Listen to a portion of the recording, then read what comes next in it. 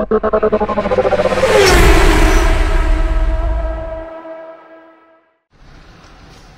هنعمل تقييم العربيه الاسبرانزا اللي هي الام 12. طبعا هي الفرق بينها والام 11 ان هي بتبقى من ورا الهاتش باك، لكن الام 11 بتبقى سيدان.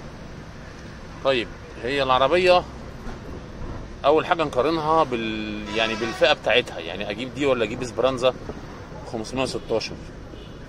ده اول حاجه نقارن بينها. يعني انا وجهه نظري يعني هو الفرق بسيط خالص. انا هقول الفرق ايه. اول حاجه هنا حاجتين حلوين في العربيه مش موجودين في الاسبرانزا ال 516، ان هنا الكاسيت ده احلى، لان هنا ممكن في بلوتوث ممكن نرد عليه على التليفون وممكن نشغل موسيقى كده. في ال 516 مش كده، ال 516 ما فيهاش بلوتوث، ما فيهاش الرد على التليفون. حاجه تانية 516 لما بتيجي بتسخن ما بتبينش قوي، عداد الحراره بيعلى وخلاص. لكن احنا عندنا ميزه حلوه قوي. في عندي هنا لمبه بتنور احمر في التابلو زي شمعه كده اهوت، احمر لونها احمر في الحته دي بتنور هنا كده. والشمعه دي لما بتنور دي معناها السنسور، زي ما فتحنا الكبوت وشفنا بتقول لي ان السنسور بتاع بيعرفني ان الميه قلت. ده غير العداد بتاع الحراره اللي هو ده. حاجه تانية برضو هنا مش موجوده في ال 516 ان فيها حساسات مطر. يعني انت لو مشغل المساحه على الاول وبدات تشتي جامد هتلاقي ان العربيه ايه تعمل يعني تزود سرعه المساحه مع نفسها.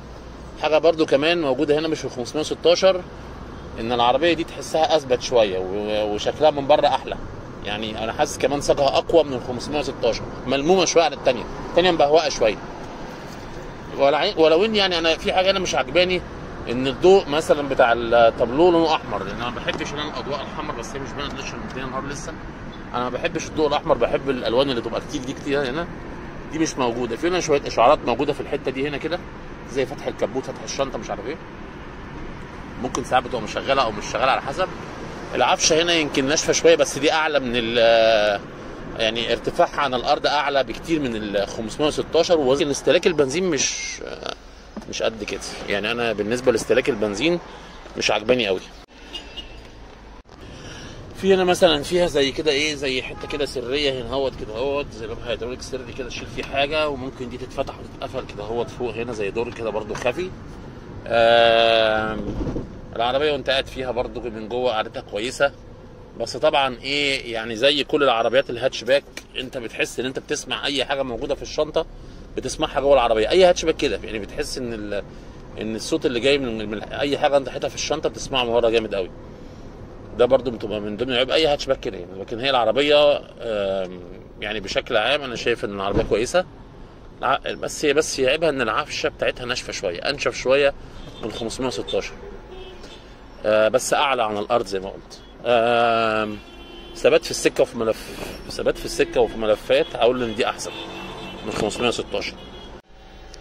حاجه تانية برضو ممكن كتير ما ياخدش باله منها، ان هنا المفروض يبقى العداد بتاع الشكل بتاع محطه البنزين ده يبقى عليه من الجنب سهم يقول لي اذا كان التانك يمين ولا شمال. دي مش موجوده هنا. يعني انا ساعات بنسى مكان التانك في انهي حته. 516 من جوه اوسع من دي، كرسيها اكبر وورا اوسع. دي من ورا ضيقه شويه، يعني لو واحد طويل قاعد ورا هيتعب. مش واسعه قوي من ورا العربيه. لكن في المناورات طبعا والثبات في السكه وكشكل وككل حاجه دي احلى. لو عربيه مثلا انت عايز تاخدها في شغل وكده تشغلها اوبر ولا كريم يبقى تاخد ال 516. لو انت عايز عربيه تركبها طبعا دي احلى بكتير. ده التقييم بتاع العربيه بشكل عام.